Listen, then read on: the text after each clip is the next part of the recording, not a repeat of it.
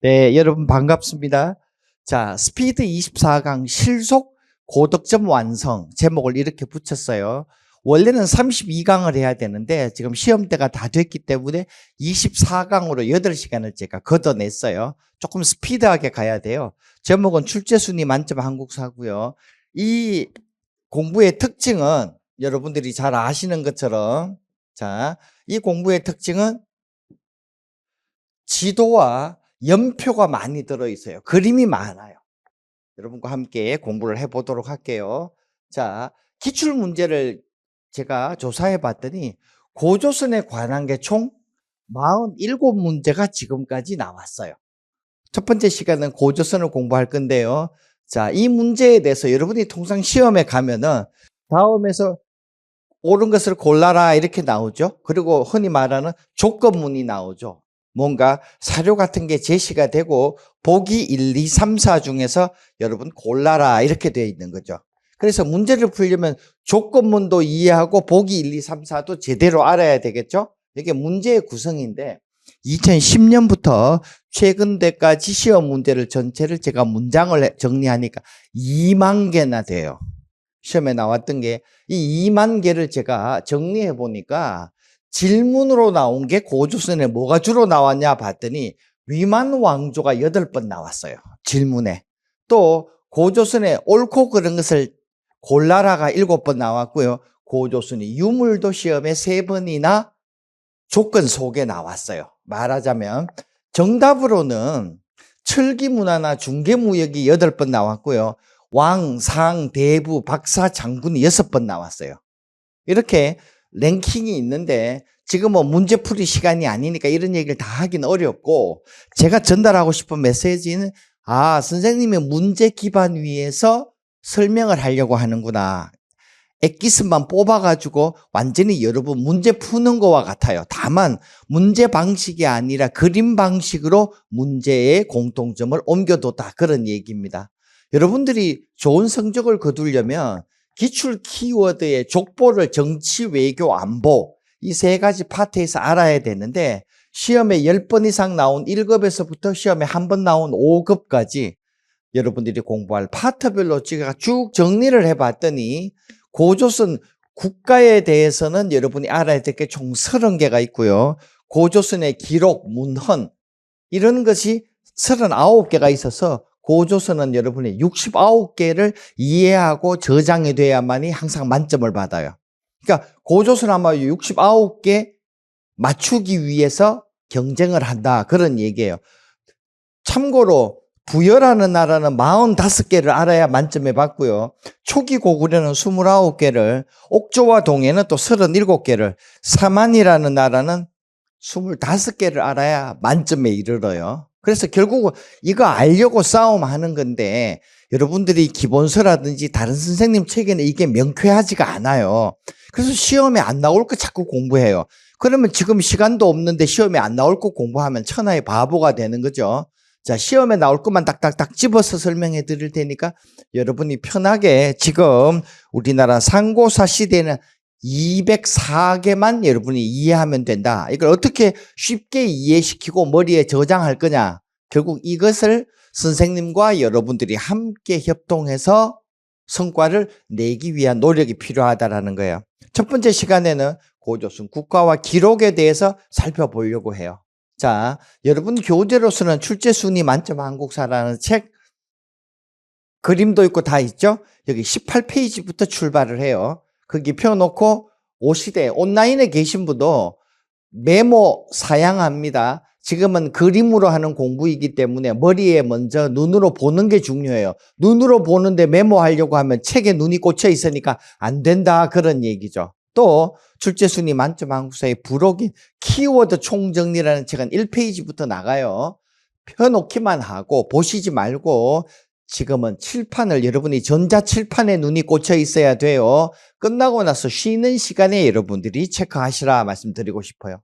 선생님 저 이 책 구매 못했어요. 출사표라는 책도 여러분 10페이지부터 진도가 나가게 되고요. 출제 비밀 노트를 가지신 분도 페이지 수로는 7페이지부터 나가니까 처음부터 따라오시면 된다 그런 얘기예요. 그 중에서 핵심 키워드가 있기 때문에 키워드와 그림을 여러분들이 대조하시면 되겠습니다. 제1강 총 이번 수업은 6번 만나는 동안에 128강으로 이루어져 있어요. 여러분들이 알아야 될 기본적인 고조선부터 현대사까지 64강, 경제사부터 문화사까지 64강, 128강을 단 24시간 만에 24강 만에 돌파하게 됩니다. 자, 고조선은 기원전 2333년에 건국이 되고 108년에 망해서 전체 2226년 동안의 우리나라 역사인데요. 지금 첫 번째는 알아야 될 게 여러분들이 고조선의 전기, 고조선은 초반과 종반으로 이루어져 있는데요. 여러분들이 13개를 단군에서부터 부왕준왕의 세습까지 이걸 다 암기하는 게 기본 목표여야 해요. 근데 이걸 하나하나씩 읽어 나가다 보면은 이게 잘 이해가 안 될 수 있잖아요. 그래서 이 설명을 하는데 이게 여러분 책 출제 순위 만점 한국사에도 다 들어있고 책마다 다 들어있다 그런 얘기예요. 지금부터 이제 본격적으로 출발합니다. 이게 우리나라 중심의 동아시아 지도예요. 삼국유사의 이련이라는 스님이 글을 썼어요. 고려시대죠. 고조선 편이라는 곳에서 기원전 2333년경 나라가 만들어졌다. 고조선의 출발점은 요동성이라는 중국 땅이에요. 중국은 이때 중원이라는 곳에만 나라를 세워 있었어요. 우리나라 건국자 이름은 단군이 시험에 3번 나왔고요. 중국에는 요임금이 시험에 2번 나왔어요. 자, 단군과 요임금. 그러고 나서 약 2000년 동안의 역사 기록이 없어요. 끝이에요. 그리고 기원전 233년부터 2000년이 지난 기원전 300년경에 우리나라 역사가 다시 등장하는데 그동안에는 유물이라는 게 있어요. 자, 고조선의 영역은 요령성, 시험에 6번 나왔어요. 대동강 4번 나왔어요. 메모하면은 별로 도움 안 돼요. 자, 가능하면은 펜 칠하는 거 제가 사양해요. 그냥 보고만 있고 눈으로만 지금 보는 게 더 중요해요. 요령성과 대동강이라는 2개 지역으로 요령성에서 대동강으로 발전했지 우리나라 대동강에서 요령강으로 발전한 거 아니에요. 이거 시험에 여러 번 나왔어요. 출발은 중국 만주 입구의 요령성이었다. 유물 이름이 뭐냐 시험에 자주 나와요. 고인돌은 여러분 모양만 봐도 아시죠? 고인돌 밑에 땅을 파보니까 비파형 동금, 거친 무늬 거울, 미송리 톡이라는 게 3가지가 나왔어요. 비파형 동금은 비파를 닮았다고 미송리 토기는 손잡이가 있는 게 특징이죠. 우리나라 저 북쪽 신의주 미송리 마을에서 처음 발견되었다 그런 얘기예요. 비파형 동금이 굉장히 자주 나오는데 중국의 비파라는 악기를 닮았다. 그러나 우리나라 청동기이고 중국에는 이런 모양이 단 1개도 나오지 않았어요. 우리랑 중국은 민족이 다르다는 거예요. 자, 꿀팁으로 여러분 머릿속에서 앞자를 따서 고비거미, 맨 앞 글자 고비 사막에 거미가 한 마리 지나간다. 머릿속에 상상해 보세요. 우리나라와 몽고 사이에 고비거미, 중국과 몽고 사이에 고비거미, 앞에 글자 고인돌, 비파형 동금, 거친무늬, 미송리가 머릿속에 담겨 있어야 돼요. 그러고 나서 2000년이 이제 지나서 새로운 기록이 나온다 그랬죠. 유물시대가 끝나고 중국은 요순임금 시대가 전국시대라고 해서 중국이 7개 나라로 이렇게 분열이 됐어요. 이 7개 나라 중에 북쪽에 있는 나라가 연나라인데 요 연이 제비연자예요. 제비연. 북경 옛날 이름이 연경이라고 해요. 이 연경의 연나라하고 고조선하고 되게 사이가 나빴어요. 왜요? 2 나라가 붙어 있잖아요. 국경이 있단 말이죠. 이때 왜 사이가 나빠졌느냐? 이유가 중국 역사책에 나와요. 고조선이 자기들이 왕이라고 칭하니까 연나라가 너네 왕이라고 하지 말아줄래 했더니 고조선이 시끄럽다. 나도 왕이다. 연나라 니도 왕이냐? 나도 왕이다. 맘먹자. 이렇게 했다는 거예요. 그래서 기분 나빴는데 왕 밑에 상대부 장군 박사라는 이름을 썼대요. 사실 이거 다 중국이 쓰던 이름이에요. 이것도 우리가 쓰니까 연나라가 쓰지 마 하니까 야, 내 마음이다. 왜 이렇게 하니까 연나라가 열받았다 그런 얘기예요. 그래서 우리나라와 고조선과 누가 갈등했다고요? 연나라와 갈등했다. 연나라 머릿속에 집어넣으셔야 돼요. 그리고 기원전 4세기경 2000년 만에 등장한 고조선의 역사는 삼국유사 이런 스님의 책이 아니고 중국 책에 나오는 거예요. 연나라가 있었는데 진계라고 하는 사람이 고조선으로 쳐들어갔다. 왜 쳐들어갔느냐? 말 안 들으니까. 그래서 둘이가 한번 싸움을 붙었다 그런 얘기예요. 누구 침략이요? 진계. 어느 나라요? 연나라입니다. 그래서 결과가 어떻게 됐냐? 중국의 요하강이라고 있는데 요하강의 서쪽, 즉 요서 지역을 중국 연나라가 빼앗아갔다. 고조선 입장에서는 빼앗겼다예요. 서쪽 땅을 잃었는데 시험에서 고조선은 망했다 하면 맞아요, 틀려요? 틀린 거죠. 땅만 일부 조금 빼앗기지 고조선은 망하지 않았어요. 쇠약해졌다 기억해야 돼요.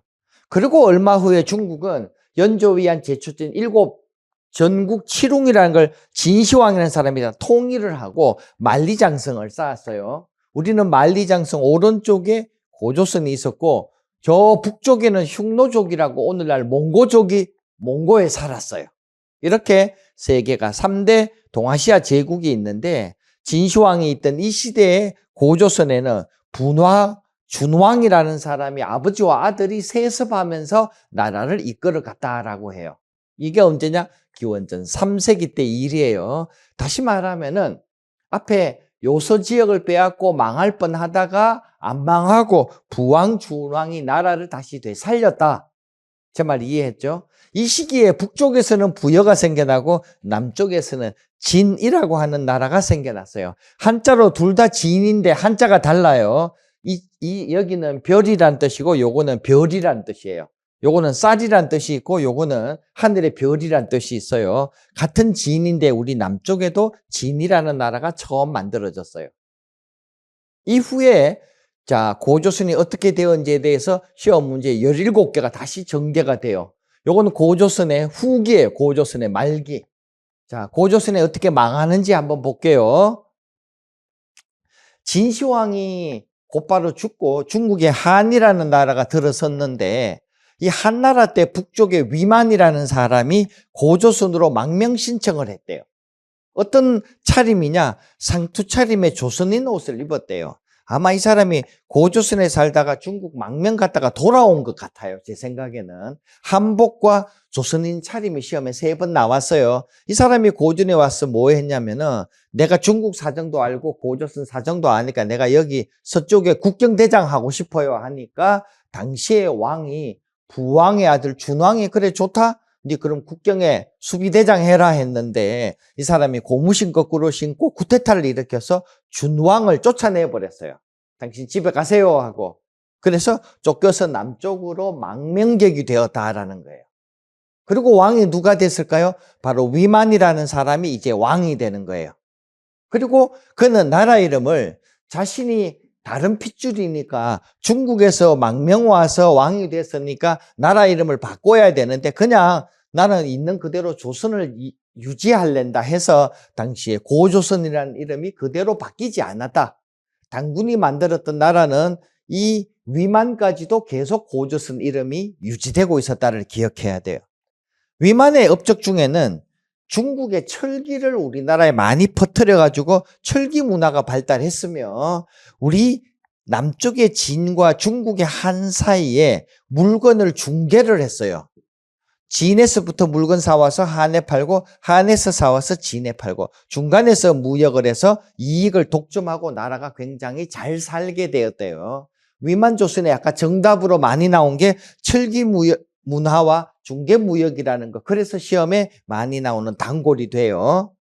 그러다가 얼마 후에 이 고조선은 진번과 인둔이라고 정확하게 정체를 알기 어려운 지역을 복속, 여기를 잡아먹었대요. 그랬더니 한나라는 또 여기 정체를 알기 어려운 창해라고 하는 이런 지역을 자기가 차지했대요. 두 나라는 서로 더 많은 땅을 갖기 위해서 경쟁하다가 한나라가 기분이 확 상한 거예요. 왜? 위만이 자꾸 성장해 오면서 중국의 이 큰 나라인 한나라와 대립을 하니까 이 한나라가 가만히 두면 안 되겠다 해서 우리 우거왕이라는 사람이 존재할 때 한나라 무제라는 사람이 기원전 109년에 침공했대요.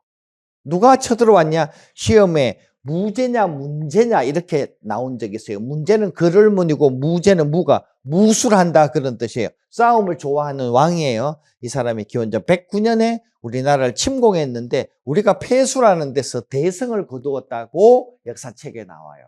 우리가 이겼어요. 그런데 중국은 한 번 쳐들어오는 게 아니라 계속 이어서 또 쳐들어와요. 그러던 중에 우거왕이라는 사람이 신하에게 살해당해서 고조선은 왕이 없는 상태가 되었고 다시 기원전 108년에 재침을 하자 왕이 없어가고 고조선은 왕금성에 함락되었다 이렇게 기록에 나와요. 당시에 성 이름이 뭐라고요? 왕금성이라고. 어딘지 정확치 않는데 대략 평양성일 거다 이렇게 생각해요. 오늘날 평양. 이렇게 해서 몇 년에 망했다고요? 기원전 108년에 나라가 망했어요. 망하고 나니까 어떻게 됐을까요? 이 고조선 땅을 4조각 내어서 중국 한나라가 자기의 식민지처럼 현도, 낭랑, 임둔, 진번이라고 하는 우리로 말하면 4개의 도를 만들었는데 중국에서는 이것을 도라고 하지 않고 군이라고 불렀어요. 그래서 한나라의 4개 군이다 해서 한사군이라고 이렇게 표현해요. 하나의 큰 군 안에는 또 이렇게 조그맣게 10개씩 현을 만들었어요. 도 안에 군이 들어있다 그런 뜻이에요. 이걸 우리가 흔히 한사군현이라고 해요. 한사군현은 바로 이 고조선 땅을 한나라가 차지하고 자기 나라 행정구역으로 만들었다라는 내용이에요. 자, 여러분과 함께 고조선에 대해서 전체 그림으로 다 봤어요. 훨씬 이해가 쉽죠?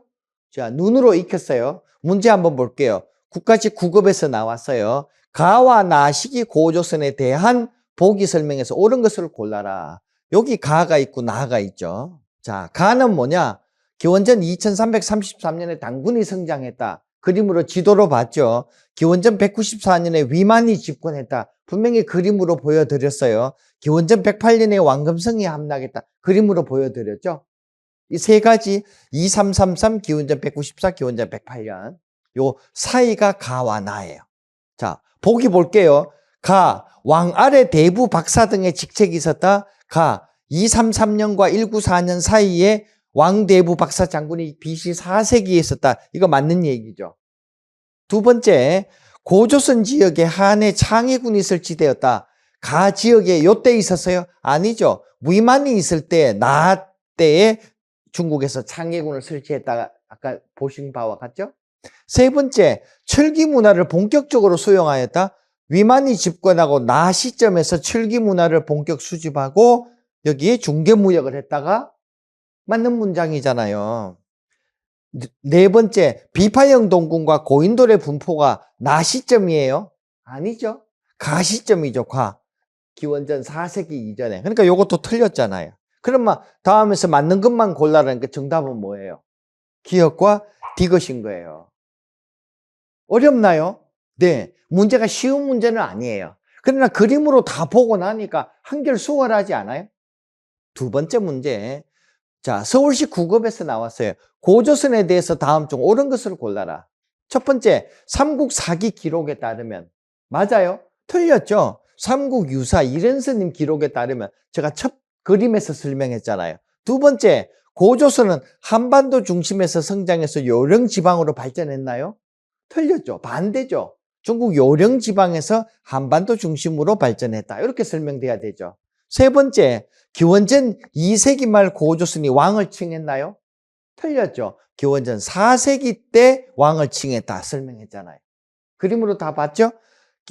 네 번째, 위만조선은 발전된 철기 문화를 적극적으로 수용하고 경제 기반을 무역, 앞에 보셨던 중개무역으로 동그라미죠. 정답은 후보네요. 4번, 5번, 고조선에서 불안을 느낀 문제가 쳐들어왔나요? 무제, 무술하는 사람이 쳐들어왔다 했죠. 그럼 정답은 확실하게 4번이네요. 그렇죠? 자, 다음 문제 볼까요? 사회복지지 9급에서 나왔어요. 나에 들어갈 내용으로 적절한 걸 골라달래요. 나. 자, 가는 뭐냐? 위만 왕조는 철기 문화를 바탕으로 맞죠? 중개무역으로 맞는 말이죠. 기원전 194년에 그가 왕이 됐어요. 한 무제의 공격, 한 무제 맞죠? 마침내 왕금석이 함락됐다. 기원전 108년을 얘기하죠. 이거 기원전 194년, 기원전 2세기를 의미하죠. 위만이 우리나라 왔을 시점. 요 사이에 들어간 걸 골라라. 부왕과 준왕과 같은 강력한 왕이 등장하는 것은 위만보다도 앞의 일이죠. 그죠? 기원전 아까 3세기라 그랬잖아요. 진시황 다음에 부왕, 준왕이 앞에 요서 지역을 빼앗겼지만 징계 장군에게 빼앗긴 후에 다시 부활했다. 이렇게 설명 아까 드렸어요. 그림에. 위만은 준왕의 신임을 얻어 서쪽 변경을 수비하는 임무를 맡았다. 이거는 바로 철기 문화를 융성시키기 바로 직전의 일이죠. 우리나라에 막 왔을 때 조선인의 옷과 상투를 털고 서쪽 수비 변경을 하다가 위만이 왕이 되고 나서 철기 문화를 융성시켰다. 이렇게 되는 거죠. 3번. 고조선은 요령 지여방을 중심으로 성장해서 점차 한반도로, 요령 중심에서 한반도로 온 건 이 문장 자체는 맞는데 이게 언제 요 사이인가요? 아니죠. 이 위의 일이죠. 그렇죠? 앞에 유물은 2000년 동안 역사가 없는 시점이다 했으니까 철기 문화 나오기 이전이니까 BC 20세기 전후의 일이었다. 고조선은 중국 대륙과 한반도 남부에 직접 교육을 막아 중개무역을 했다. 그렇죠? 중개무역을 했다. 정답은 여기에 철기 문화와 중개무역이 들어가는 게 맞을 것이다. 바로 4번이 되겠네요. 여러분들이 잘 모르겠으면 고조선이 나오면 여기에 아까도 말씀드렸지만 중개무역이나 철기 문화를 그냥 찍는 게 제일 나아요. 확률적으로. 왜? 정답이 지금까지 제일 많이 나왔던 출제위원이 정답으로 선호한 내용이다. 그런 내용이에요. 자, 마지막으로 22년 법원 직후급 최근에 나온 문제예요. 가나라에 대한 설명으로 가장 옳은 걸 골라라. 가가 뭐냐 했더니 이게 뭐예요? 비파형 동금. 이게 뭐예요? 고인돌. 이게 어느 나라? 고조선. 고조선에 대해서 1, 2, 3, 4 골라라. 첫 번째, 상대부 박사장군 등의 관직을 두었다. 고조선. 정답은 1번이 되겠네요. 밑에 업군 삼로 등의 하호를 통치했다. 이거 동해나 옥저로 가야 돼요. 게르부 출신의 왕이 대가를 이루고 라고 설명하고 있는데 게르부 출신하면 고구려의 얘기죠. 사람이 죽었을 때 감해정한 것은 옥저에 관한 얘기죠. 그러므로 정답은 바로 1번. 확실하게 쉽게 답이 나왔다는 거죠. 자, 여러분과 함께 제가 문제를 4개나 풀었어요. 그러니까 앞에 그림으로 보는데 집중하면 그 안에 설명이 다 들어있다. 그렇기 때문에 복습은 여러분들이 수험 끝나고 나서 뒤에 나와 있는 키워드로 한번 쭉 정리하면 돼요. 지금은 눈으로 익힐 시간 여러분과 함께 보고 있어요. 자, 공단기 홈페이지에 보면은 최단시간 최고 효율의 한국사 강의다. 왜? 시각화된 자료로 나 공부하니까 이거 헷갈림 없이 머리에 쏙쏙 이해된다. 헷갈릴 게 없죠. 그림으로 보고 있으니까. 그래서 시각화 학습 효과가 짱이고 문제가 내가 풀어보니까 바로바로 풀리더라. 라는 얘기가 앞에서 체험하신 바와 같아요. 원래 32시간으로 구성이 되면 문제를 계속 그림으로 보고 문제 풀고 이렇게 하고 싶은데 지금 24시간 강의다 보니까 문제풀이는 더 이상 많이 하기 힘들어요. 진도를 지금 다 나가야 되니까. 그래서 문제는 여러분에게 풀어보라고 할 거고요. 지금부터는 조금 더 스피디하게 많은 내용을 풀어보도록 할게요. 자, 여러분들이 이 과정이 끝나고 나서 앞에 제가 녹화해 놓은 게 있죠. 고조선은 기원전 4세기경 왕 아래 상대부 박사장군의 관직을 두었다. 요런 수업으로 32시간짜리 이미 녹화를 마쳤어요. 그래서 앞에 만화로 본 그림이 끝나고 나서 공부를 더 하고 싶으면 여러분이 지문이 있는 공부로 넘어가도 좋겠다. 크리 강좌에 들어있죠? 여러분들이 앞에 만화 그림 다음에 이 크리를 타면 좋겠어요. 그리고 나서 그 다음 크리가 뭐냐 하면은 키워드를 요 맨 앞에 연표와 함께 만들었어요. 고조선의 건국은 단군에 의해서다. 그리고 2000년이 지나가지고 요령지방의 대동강 유역에 비파형 동금과 고인돌 미송리 토기가 있다.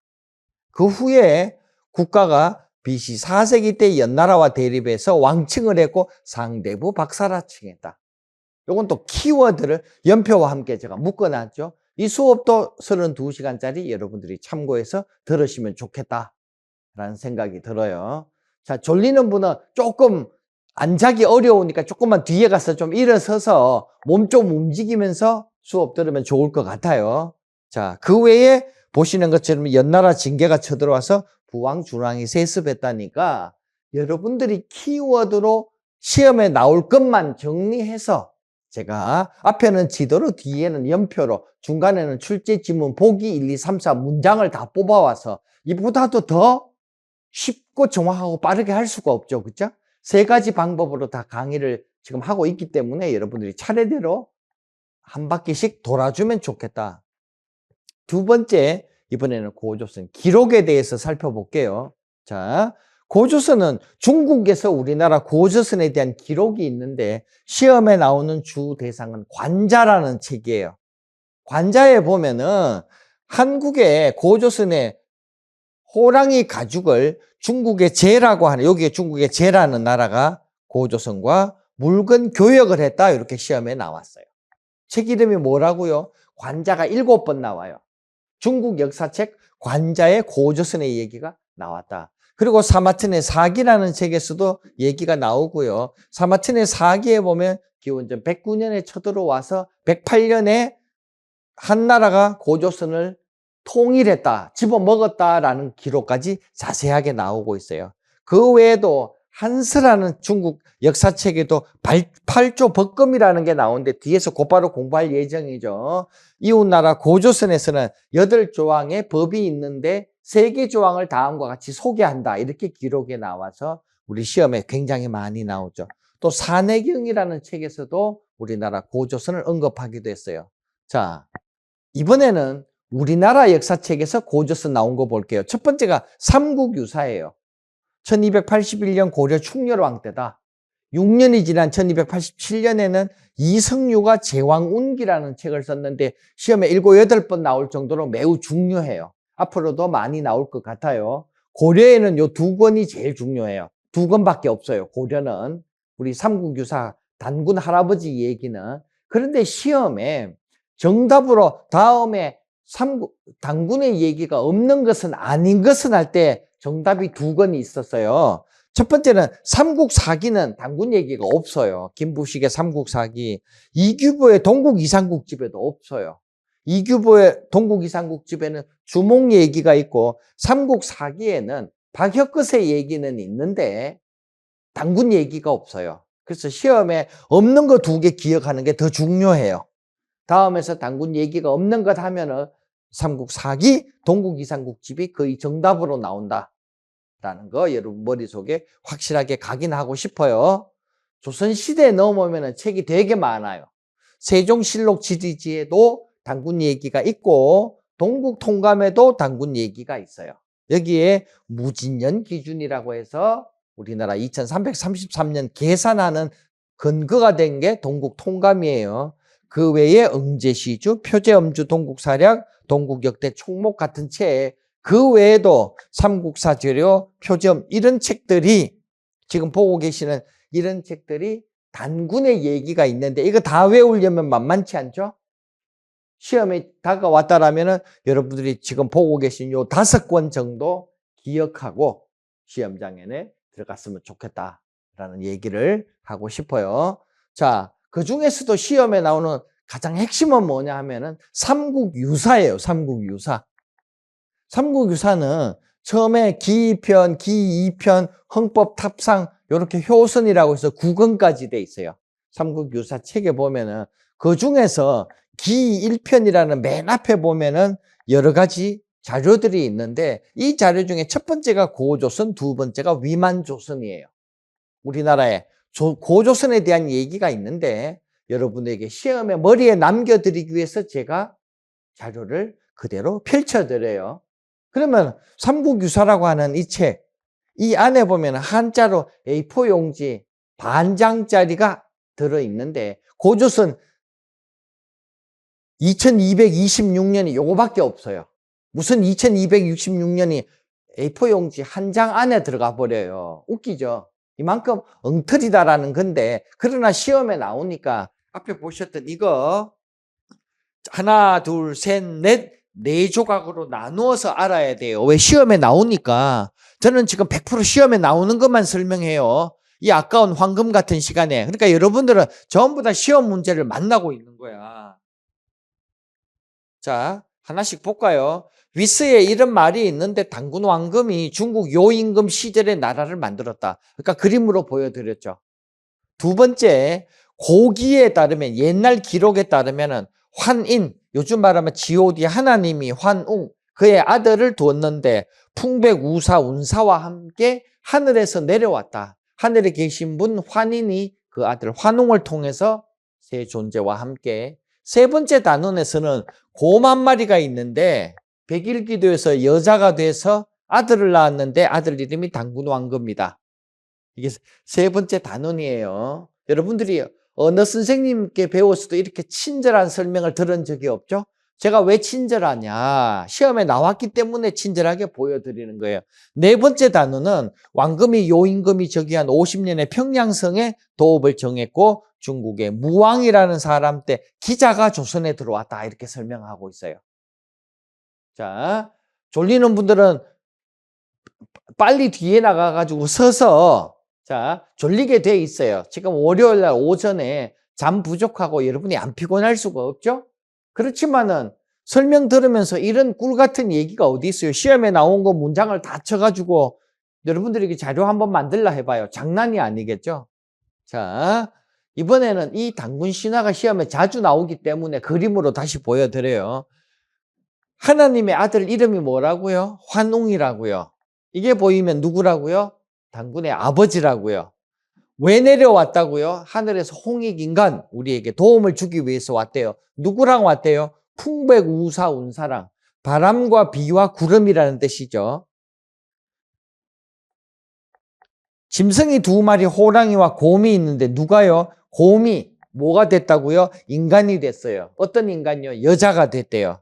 그래서 하늘에서 내려왔던 이 환웅이 이 여자랑 결혼을 해서 어떻게 됐다고요? 임신을 해서 애를 낳았대요. 애 이름이 뭐예요? 단군 왕금이라고요. 이게 어디에 있다고요? 삼국 유사에 있다고요. 누구 스님이요? 이련 스님이요. 자, 요게 시험에 이렇게 3번, 4번, 5, 6번씩 나왔어요. 꼭 기억에 담아야겠어요. 자, 삼국유사에 보면은 삼국유사 혼자서 썼나요? 위서고기 당서라고 하는 책에서 내가 가져와서 역사책을 만든다 이렇게 설명했죠. 우리나라 단군과 같은 중국의 임금 이름은 누구예요? 요임금이 같은 시대에 있었다 그랬죠. 이것도 요임금 하면은 여고동시라고 해서 사자성어로 어려운 한자도 기억해야 되겠어요. 우리나라에 누가 왔다고요? 기원전 천년 무왕 때 기자라는 사람이 우리 고조선으로 이렇게 건너왔다라는 그림이 아까 그 글 안에 들어있었던 거예요. 기자가 동네설. 이 기자 동네설이 지난번에 여러분들 어떤 분들은 제게 수업 배웠죠? 실학 시간에 자 기자가 동네설에 왔다는 거 실학 앞에 율곡이이가 기자실기라는 책을 쓰죠. 기자가 우리나라에 왔다라는 것 때문에 만들어졌던 책 이름이라고 했어요. 단군 신화가 시험 문제에서 이렇게 나왔어요. 우리는 하늘의 자손이다. 이걸 뭐라고 하느냐? 부친이 환웅인데 단군의 아버지가 하늘에서 왔으니까 우리는 하늘의 후손이다. 천손 사상이 들어있고 또 우리 조상님은 결국 단군의 엄마가 곰이니까 우리 조상님이 곰이라는 토테미즘이라고 하는 역사학적 가치가 있고 마지막으로 단군과 왕금이라는 말은 단군은 제사장이고 왕금은 나라를 통치하는 왕의 지도자이기 때문에 두 단어를 합치면은 제사와 정치가 일치된 제정 일치 사회다라는 게 시험에 5번 나왔어요. 전체 진도를 24시간에 나가려면 제가 2번 반복할 여유가 없어요. 자, 다시 이번에는 한서예요. 중국 한나라 책에 보면은 고조선은 8조라고 하는 형법이 있는데 이 중에서 3개항을 내가 소개하겠다라고 하면서 중국 역사책에서 이렇게 말해요. 고조선에서는 사람을 죽이면 즉시 곧바로 사형에 처했으며 사람을 때려가지고 팔을 부러뜨리거나 다치게 하면 즉 상해를 하면은 그냥 말로 사과하는 게 아니라 반드시 곡식으로 보상을 해야 됐다. 도둑질을 하다가 잡히면은 그는 곧바로 노비가 되든지 노비가 되기 싫으면 어디 가서 돈 50만 전을 구해와서 배상을 해야만이 그는 풀려날 수 있다라는 게 고조선에 나온 3가지 조항이라는 거 시험에 엄청 12번, 14번씩 나왔어요. 완전 특급이죠. 10번 이상 나왔다 꼭 알고 시험장에 가야 돼요. 이것을 두고 고조선은 생명이 중시되었다. 왜? 남을 죽이면 즉시 사형에 처했으니까 사람 죽이지 마라. 또 형벌이 있었다. 사형 제도가 있었다라는 뜻이 되겠고요. 남에게 상해를 입히면은 곡식을 보상했다는 말은 개인 사유재산이 있었다는 증거이며 노비가 존재했다는 것은 신분사회의 증거다라는 것도 시험에 두세 번씩 나왔어요. 고조선에 대해서 시험에 나왔던 내용을 정리하고 있습니다. 또 이 도둑질하다가 잡힌 남자는 용서를 받아도 길거리에 나가면 여성들이 저놈 저거 손버릇 나쁜 놈이다. 저런 남자 나 결혼하기 싫어. 구혼을 하려고 해도 여자들이 관심을 갖지 않았다. 특히 조선의 여자들을 중국 남자들이 유혹해도 조선 여자들이 호응하지 않았던 정조관념이 높은 고조선의 여성임을 칭찬하고 있어요. 이렇게 하면 여러분들이 고조선에 대해서 시험에 나올 만한 거 다 훑었어요. 무려 약 60개를 다 저하고 공부를 마쳐서 69개 정확하게 공부를 마친 거예요. 한 나라가 사군을 설치한 후에는 법조항이 3개가 아니고 60개로 늘어났는데 60개로 증가했는데도 고조선의 풍속이 매우 나빠졌다 이렇게 표현하고 있어요. 자, 고조선에 대해서 여러분과 함께 30 더하기 39개 69개 공부를 마쳤고요. 다음으로 공부 들어갈 것은 초기 국가 부여예요. 자, 방금 보셨던 것처럼 계속 만화로 돌아가요. 지도 위에서. 여러분들은 듣는 거 그냥 지나가면 가볍지만 그림을 그리는 저는 무지막지하게 많은 시간이 들어가겠죠. 정말 많은 시간이 들어갔어요. 그러나 한국사를 이렇게 다 디지털식으로 바꾸는 건 정말 쉽지 않은 작업이었는데 반대로 여러분에게는 큰 도움이 될 거예요. 고조선과 우리나라 고구려 신라 백제 사이의 요 시기가 초기 국가 시대예요. 완전한 국가가 아니고 어설픈 국가다 그런 뜻인데요. 바로 기원전 300년부터 500년 사이에 우리나라는 고조선 시대에는 북쪽에 부여와 남쪽에 진국이 있었다 그랬잖아요. 그런데 이후에 고조선이 멸망하고 날 때쯤 해가지고 옥전이, 동해니, 사만이니 이런 여러 나라가 생겨나요. 요걸 여러분과 함께 차례대로 5개 나라를 공부하는 게 목표예요. 부여에서부터 사만까지 고조선과 삼국시대 사이에 있었던 5개 나라를 이해하자는 거예요. 자, 앞에 고조선 보셨어요. 부여와 진국이라는 나라가 있었는데 진국은 마한, 진한, 변한 3개 나라로 쪼개져서 사만이라고 했고 맨 위에 부여는 BC 4세기경 만주에서 만들어졌죠. 옥조와 동해는 함경남도와 우리나라 강원도 쪽에 BC 2세기 때 자연스럽게 만들어졌어요. 그 외에 진안은 BC 2세기경 경북에, 변화는 경남에, 마하는 경기 전라도에 만들어진 나라예요. 이렇게 자연스럽게 부여 이후로 5개 나라가 공존하면서 우리 역사는 발전했다. 방금 보셨던 이게 강인데요. 이 강 이름이 뭐냐? 송화강이에요. 소나무 송자에다가 꽃 화자, 소나무 꽃이 많은 유역, 강이죠. 이렇게 흘러 들어갔죠. 여기를 만주 길림지역이라 부르는데 여기에는 구렁, 언덕이 많고요. 넓은데 못이 많대요. 이 땅은. 자, 그래서 넓고 평탄한 영토가 많았다. 이 땅을 제가 큰 지도 구해왔어요. 여기 보니까 어때요? 바로 요 지역이에요. 요 지역. 농사 짓기 좋죠? 여기는 높은 지역이죠? 이런 데는 농사 짓기 별로 안 좋잖아요. 이게 개마고원. 여기가 만주평원이라는 뜻이에요. 자, 이런 지도 다 구해서 뭘로 여러분에게 설명할까 늘 고민을 하고 있어요. 자, 여기에 이천리 땅에 넓은 땅에 어느 나라 여기에 부여라는 나라가 만들어졌다 그런 얘기예요. 부여는 궁궐과 성책과 감옥을 갖고 있었대요. 궁궐이 있고요. 감옥도 있었대요. 중국 역사책에 나와요. 그런데 이 성을 지키는 울타리가 감옥과 흡사했다라는 것도 재밌는 내용이에요. 부여는 연맹왕국이었다. 부여는 여러 민족들이 서로 연합해서 왕국을 이루었다. 시험에 한번 나왔고요. 예왕지인이라는 도장이 발견되었다. 예왕지인이라 불리는 도장이 바로 부여가 1세기 때부터 왕이 있다. 예왕지인 할 때 왕이잖아요. 왕. 아, 부여는 왕이 존재했구나는 걸 우리에게 알려줘요. 그런데 시험에 자주 나오는 거는 부여는 여러 민족이 어울려서 한 명의 왕을 뽑았는데 왕이 별로 힘이 없대요. 대표적으로 농사가 잘 안 되면 내 때문에 재수 없다, 교체를 하거나 심지어 어떤 왕들은 잡아 죽여버렸대요. 농사가 안 되고 비가 많이 오거나 하면은 하늘이 왕 너가 재수 없어서 그런 거다, 네 탓이다 할 정도로 왕이 힘이 있으면 그렇게 못 덤비죠. 왕이 힘이 없었다, 그런 얘기가 되겠어요. 자, 이 부여라는 나라는 서쪽에는 선비족이라는 선비산이라고 있었는데 여기에 사는 사람을 선비족이라고 불러요. 그리고 남쪽에는 고구려라는 나라, 서쪽과 남쪽에 누가 있었는지 시험에 두세 번씩 나왔어요. 이 부여라는 나라는 서기 3세기 때는 선비족, 요 선비족이 쳐들어와서 부여가 한때 패배해서 나라가 반쯤 망하다가 되살아났다, 이렇게 나와요. 망하지는 않았어요. 선비족에 패배하고 나라가 휘청했다.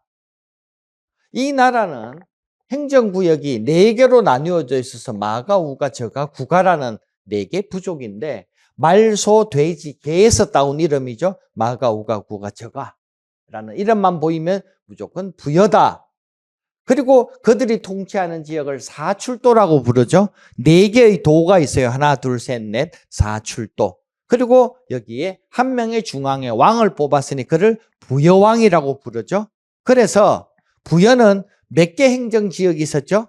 총 5개가 있었다. 사출도 더하기 부여왕의 지역 5부라고 불렀다라는 거. 그리고 마가, 우가, 구가, 저가는 자기 밑에 지방공무원을 데리고 있었는데 이름이 뭐냐? 대사자, 사자라고 하는 지방공무원이 있었대요. 지방공무원, 중앙공무원 외에도 부족장들이 자기 밑에 공무원을 데리고 있었다는 겁니다. 그들은 공무원 직함 이름이 뭐냐 하면 동물 이름에서 주로 땄대요. 말, 소, 개, 돼지처럼 가축 이름에서부터 관직이 있었다라는 거. 앞에 고조선은 상대부 박사장군, 중국의 세련된 이름인데 부여는 아주 촌스러운 관직이 있었다라는 거 기억해야겠어요. 자, 이 지역에는 농사를 지으면 비옥해서 굉장히 오곡이 수확이 잘 되었다. 그러나 과일은 생산이 되지 않았다. 왜요? 과일은 저 북쪽 추운 데는 과일이 잘 안 돼요. 과일은 어디로 가야 돼요? 남쪽 열대 지역에서 잘 되니까 과일이 잘 되지 않았다. 이거 부여 딱 여러분이 알고 정답을 골라야 돼요. 또 북쪽 부여에서는 3가지 특산물이 있는데 말과 주옥과 모피가 있다. 자, 여러분 말과 모피는 잘 알 거고 주옥은 뭐냐 하면 붉을주 구수록, 붉은 옥을 주옥이라고 해요. 보통은 여러분이 알고 있는 것은 연두색 옥이죠. 청옥이죠. 반대로 붉은 주옥, 홍옥이 많았다라는 거. 자, 부여 사람의 특징은 엄청 키가 크대요. 북쪽으로 올라갈수록 체격이 좋아요. 성격이 좋아서 남의 것을 탐하지 않았다. 노력질하지 않았어요. 옷은 주로 흰 옷을 입고 살았대요, 이 사람들이. 그리고 가죽신도 신었다고 합니다. 이 가죽 옷, 신발을 신는 이유는 부여라는 나라에는 짐승들을 사냥하기가 매우 좋은 지역이었어요. 자, 부여에는 4가지 형벌이 있는데 고조선은 3가지죠. 부여는 4가지예요. 첫째로 살인하면 역시 고조선처럼 사형에 처했는데 더하기 가족들도 책임을 물었다. 가족들은 죽이지 않고 노비로 삼았다예요. 부여는 남의 것을 도둑질하면 고조선은 노비로 삼았는데 부여는 12배 돈만 물어내면 됐다예요. 부여에서는 여자가 다른 남자하고 바람을 피우면 곧바로 사형을 시켰대요. 어디 바람을 피워 딴 남자랑. 뿐만 아니라 남편이 다른 여자 쳐다보면은 질투할 때, 투기는 질투란 뜻이에요. 사형을 시켰다. 질투만 해도 사형이다. 요 4가지가 부여라는 나라에 있었던 형벌 4가지예요. 그리고 질투한 여성은 시체를 저 산 위에 집어 던져 두는데 그 아버지가 그 딸에 대한 시체를 가져가려면 소와 말로서 국가에 변상을 해야만이 데리고 갈 수 있었다라고 해요. 이게 부여의 형벌 4조목이라 부르는데 이 4가지와 고조선의 것을 비교해서 잘 기억해야 돼요. 시험에 굉장히 자주 나오는 중요한 내용입니다. 부여 사회는 형의 와이프인 형수가 죽으면은 동생이 데리고 살았습니다. 자, 사람이 죽으면은 여름에 시체가 썩겠죠? 비싼 얼음을 구해다가 시체 주변에 발라서 썩지 않도록 했고요. 관은 사용하지 않았다라는 것도 중국 역사책에 있습니다. 왕이 죽었을 적에 노비들도 함께 흙 속에 묻어 넣었답니다. 이걸 우리가 순장이라고 하죠. 같이 무덤 속에 집어 넣었다라는 거 부여입니다. 왕은 수의, 죽은 사람의 옷을 우리가 수의를 입힌다고 하죠. 수의로, 옥으로 만든 우리 청옥 있죠. 푸른 옥, 붉은 옥으로 이렇게 실로 꿰매어 가지고 옥으로 갑옷을 지어 입혔다고 합니다.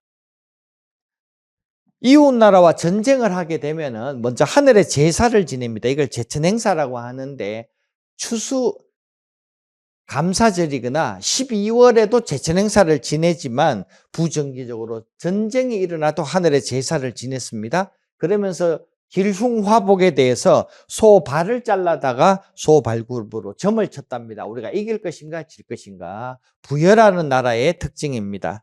전쟁에는 누가 나가느냐? 제가라고 불리우는 마가우가 저가 구가 4개 부족 장들이 나갔고요. 하호라고 불리우는 일반 백성들은 전쟁에 참여하는 게 아니라 곡식만 대주는, 원래 이 당시에 중국은 앞에 있는 지도자들이 싸움을 하고요. 일반 백성들은 참가하지 않았어요. 중국과 똑같은 방식입니다. 하호라고 불리는 사람은 군량미만 됐다라는 이것이 중국의 방식과 유사하기 때문에 기억할 만합니다. 끝으로 부여는 해마다 정기적으로 한 해를 제사를 지는데 영고라고 하죠. 맞이할 영 북고, 북을 치면서 하늘을 맞았다라는 내용입니다.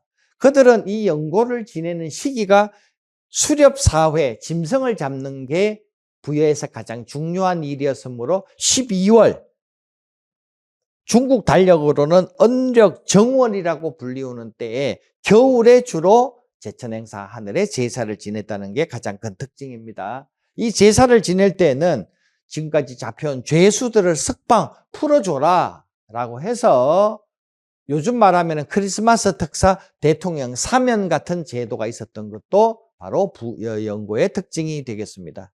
이번에는 초기 고구려에 대해서 알아보겠습니다. 자, 고구려는 처음부터 왕이라고 불렀대요. 주몽을 자기가 고주몽 왕이라고 불렀다는 얘기입니다. 고구려는 700년 역사가 있는데 앞에 100년 정도 잘라가지고 초기 고구려라고 합니다. 고구려의 초기.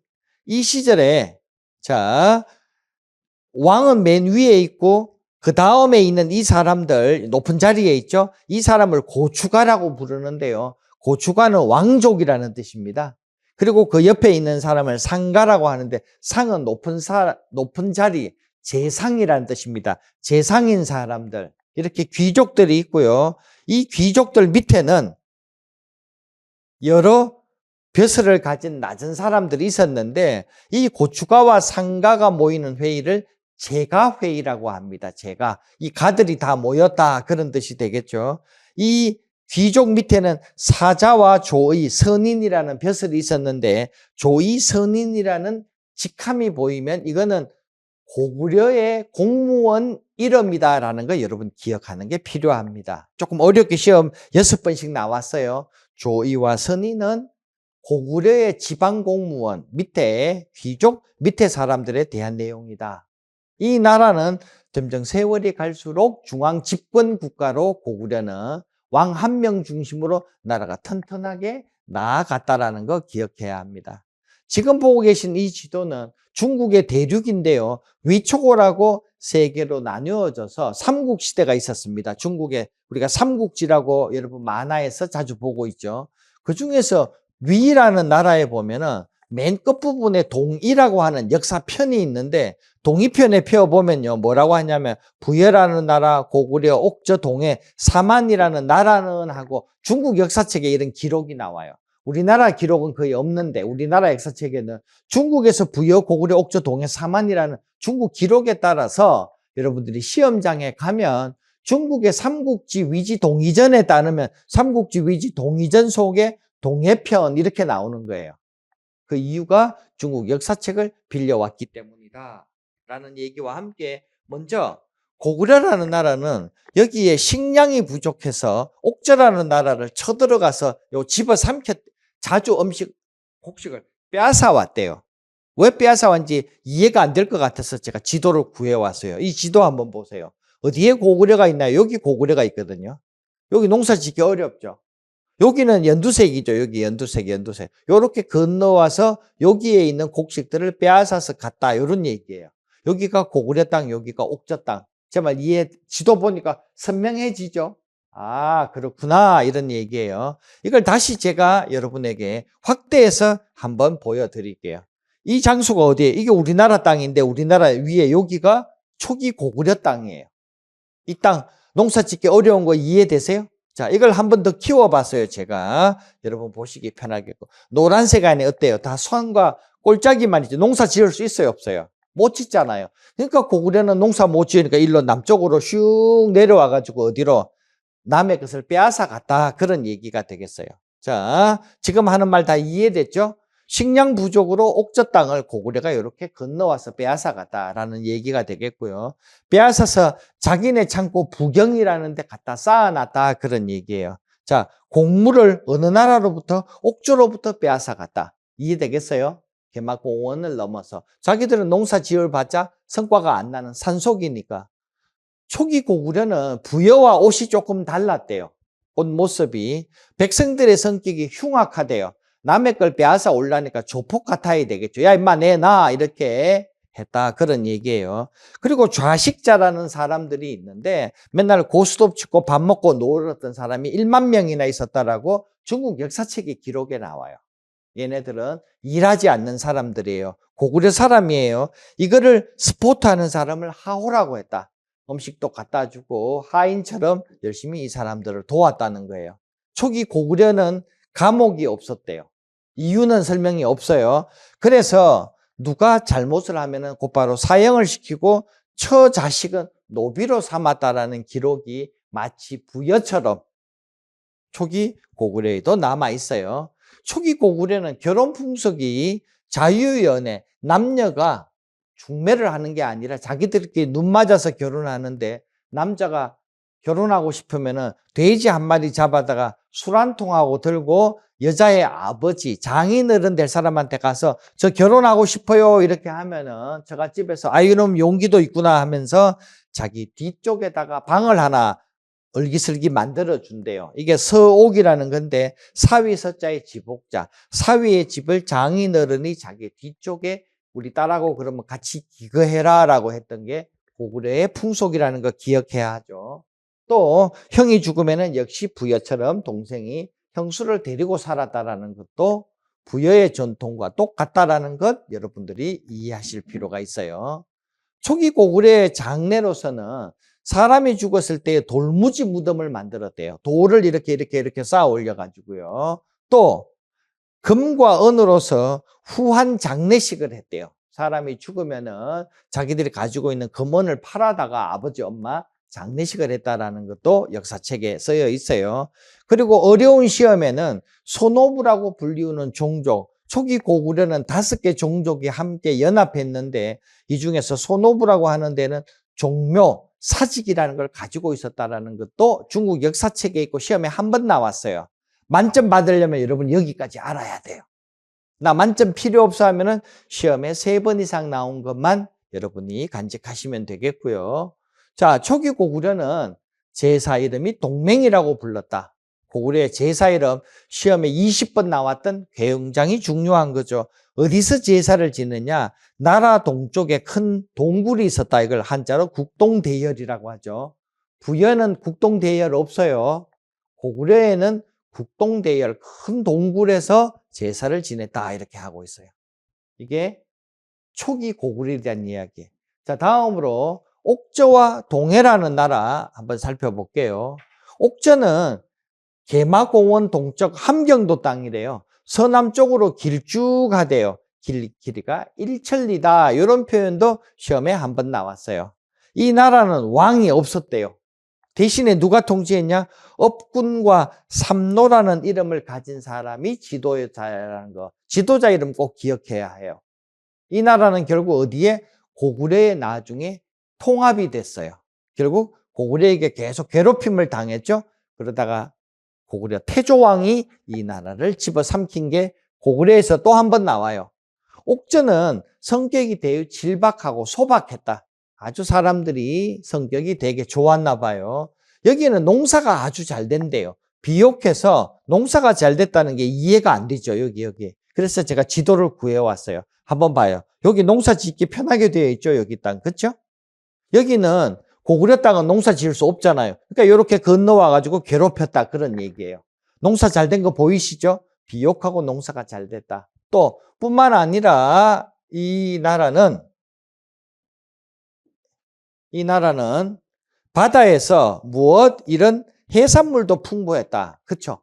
당연히 이해되죠. 이 바닷가 명태, 명란젓에서부터 고등어 등 이런 것들이 매우 잘 되는 지역이었다. 자, 옥저에서 시험에 대표적으로 많이 나온 것은 결혼제도예요. 고구려와 정반대로, 건너편 고구려와 반대로 여자가 남자 집에 와요. 어린 아이를 민며느리로 삼았다가 나중에 10살짜리 애가 10년쯤 지나서 20살 돼서 이제 여성으로서 임신할 수 있는 나이가 되면 남자 집에서 여자 집에다가 돈을 주고 이 며느리를 데려온대요. 오늘날도 중국에는 지참금이라고 해서 여자를 데리고 결혼하려면 한 1억에서 3억 줘야 돼요. 여자 집에다가. 그러면 오케이 하면 그것 때문에 살인도 나고 최근에도 뉴스 토픽에 많이 나오죠. 1억 너무 비싸다. 한 300만 원 하자. 안 된다. 3억 가져와라. 이렇게 싸워요. 우리나라 옥저가 옛날에 그랬다는 거예요. 결혼하려면 장인어른한테 지참금이라는 돈을 줘야 되고, 인도도 그래요. 자, 옥저는 가매장, 아버지가 돌아가시면은 집 앞 마당에 아빠를 얇은 흙 위에다가 모셨다가 한 6개월 지나고 뼈만 출연해요. 왜? 살은 한두 달이면 다 썩어버리거든요. 그러면 뼈를 가져다가 집 뒤에 가면 큰 나무로 지은 목곽이 있어요. 목곽. 나무로 지었죠. 여기 10여 척, 크기가 한 3m, 3m. 큰 방과 똑같죠. 여기에 부모님들, 할아버지, 정조, 고조, 할아버지 다 여기 있어요. 가족 공동 무덤이 있었다는 거예요. 이걸 뭐라고 해요? 골장제라고 해요. 뼈만 추려가지고 한 곳에 다 모신다. 어느 나라요? 옥저의 풍습입니다. 그리고 이 목곽 위에는 돌아가신 분 얼굴을 흉내낸 인형에다가 솥에다가 쌀도 넣어놨다라고 하는, 이 고인이 드십시오 하는 그런 얘기 같아요. 옥저의 장례 풍속이 시험에 20번 이상 나온 빈출 특급이었어요. 자, 이번엔 동해예요. 동해라는 나라도 대군장이나 왕이 없대요. 지도자 이름은 후업군 삼노인데, 옥저는 업군 삼노이고 동해는 후라는 게 하나 더 많아요. 제후가 있었다. 아마 동해가 더 마을이 더 컸던 것 같아요. 그리고 백성들을 하호라고 불렀다. 하호. 아래에서 이 귀족들을 스포트하는 존재, 그런 뜻입니다. 위치가 어디냐? 오늘날 강릉 속초 이 주변부터 동해안에 있었어요. 영월 평창 이쪽이요. 북쪽으로는 옥저가 있었고 남쪽으로는 진한이라는 경상북도의 나라들과 그 중간에 동해가 있었다. 여기 옥저가 있고 밑에 진한이 있었다라는 설명이 이렇게 되는 거죠. 자, 이 나라도 결국은 고구려의 압력으로, 고구려가 옥저도 괴롭혔지만 동해도 괴롭혀서 함경도와 강원도 둘이 가깝죠. 같이 괴롭힘을 당했다예요. 동해는 경제가 시험에 몇 개 나오는데 여성들이 방직을 굉장히 잘했다라는 내용과 고구려와 옷 모양의 차이가 좀 있다라는 것도 시험에 한번 보였어요. 자, 단군과 바느피와 과하마라고 하는 특산물이 존재한다. 부여라는 나라의 특산물 아까 3가지 배웠죠? 3가지 내용 뭐죠? 차례대로 말과 주옥과 모피가 부여의 특산물이라면은 아래에 동해의 특산물도 비교해서 3대3으로 머릿속에 집어넣어야 해요. 동해라는 땅, 여기 강릉, 속초, 영월, 평창 쪽에서는 영역이 뚜렷해서 시냇물이나 요 산, 이 경계를 두고서 침범하면 책화라고 해서 요즘 말하면 주거침입죄가 성립되었다는 거예요. 시험에 37번 나온 빈출 최고 등급이에요. 우리나라 한국사 랭킹 10위 안에 들어가요. 자, 남의 땅에 들어가면 어떡한다? 주거 침입은 노비나 소나 말로 반드시 보상을 받았다. 장난이 아니었어요. 사람이 죽으면 강원도에서는 병으로 죽었는데 나한테 전염병 오물라 재수 없다. 새 집을 반드시 지었다고 해요. 지금은 남아있는 집은 없고 너무 오래됐는데 집터가 남아있는데 집터가 한자로 철자나 여자 모양을 하고 있는 게 바로 동해라는 나라다라는 거 기억할 필요가 있겠네요. 동해는 결혼을 할 적에 같은 시족끼리는 안 했대요. 족외혼이라고 해서 우리 친족끼리 가까운 데가 아니라 멀리 있는 다른 족속들과 멀리 결혼했다는 특징이 동해의 특징. 옥제의 특징은 민며느리제, 초기 고구려의 특징은 서옥제. 자, 결혼의 특징 비교해서 기억해야겠어요. 동해는 무천이라고 하는 이런 독특한 자기만의 풍속이 있었다. 그리고 태백산에서 호랑이가 많았나 봐요. 호랑이 신에게 하늘처럼 제천 행사를 지내기도 했다고 합니다. 자, 이번에는 마지막으로 사만입니다. 자, 사만이라는 나라는 밑에 마한, 진안, 변한 이렇게 3개 나라가 있었던 거죠. 이 중에서 마한, 여기 전라도 세력이 제일 막강했다고 합니다. 중앙 집권은 결국 실패해서 가야 세력으로 남아있다가 결국 이 나라는 백제와 신라에게 잡아먹혔죠. 당시에 목주국이라고 불리는 오늘날 충청도 천안에 있었던 이 나라가 제일 세서 사만 중에서 천안의 목지국, 자, 천안 출신 있네요. 마한 왕이 한때 왕 노릇하기도 했다라는 거, 천안이 굉장히 주목되는 내용이 되겠습니다. 각 지역마다 왕이 없는 작은 지역에 신지라고 하는 사람이 시장처럼 통치했고요. 작은 지역은 업차라고 해서 군수처럼 통치를 했대요. 신지와 업차가 사만의 지도자 이름이라는 거 기억해야 합니다. 이 사만에는 하늘에 제사 지내는 색다른 존재가 있어서 이름을 천군이라고 불렀습니다.